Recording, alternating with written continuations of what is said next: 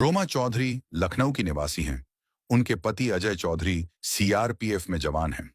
हर शनिवार अजय जी छुट्टी पर लखनऊ आते थे और सोमवार को वापस अपनी ड्यूटी पर जाते थे।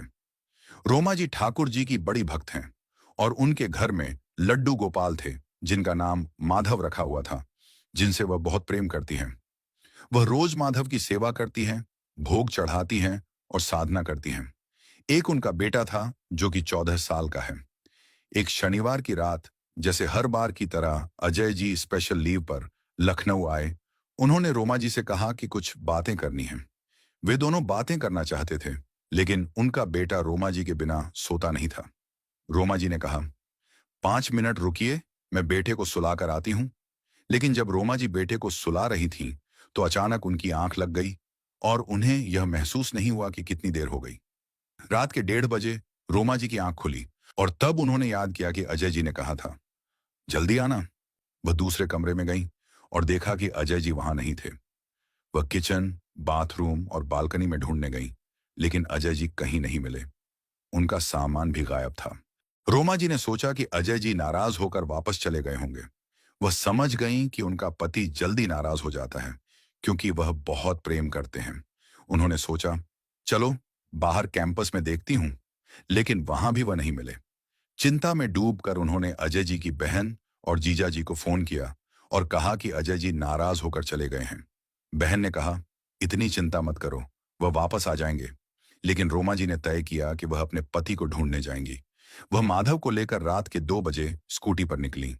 गेट के पास सिक्योरिटी गार्ड ने पूछा कि वह इतनी रात को कहां जा रही हैं।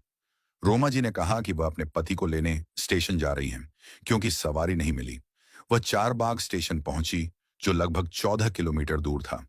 वहां पहुंचने के बाद उन्होंने देखा कि स्टेशन पूरी तरह खाली था। वह माधव से पूछने लगी, तुम्हारे पापा कहाँ हैं? तभी रास्ते में कुछ कुत्तों का झुंड उनके पीछे पड़ गया। वह बाहर की तरफ भागने लगी और अचानक एक आदमी से टकरा गई। वह आदमी कोई और नहीं, बल्कि उनके पति अजय जी थे। अजय जी ने कहा, तू इतनी रात को यहां कैसे आई?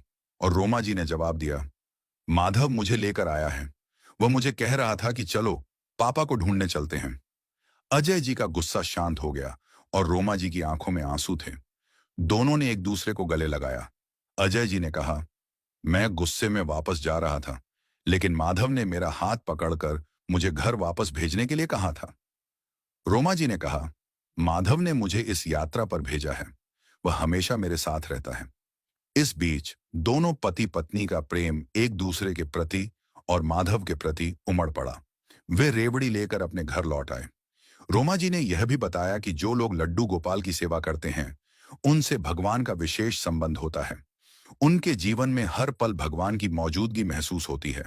जैसे माधव ने रोमा जी को यह विश्वास दिलाया कि भगवान उनके साथ हैं, वैसे ही भगवान अपने भक्तों को कभी अकेला नहीं छोड़ते।